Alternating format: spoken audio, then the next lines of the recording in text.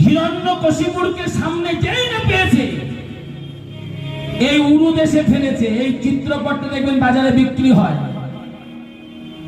উরু দেশে ফেলে হাতের নখ দিয়ে হিরণ্যকশিপুরের পেটটা দুটি ভাগে ভাগ করলো। পেটটা দুটি ভাগে ভাগ করে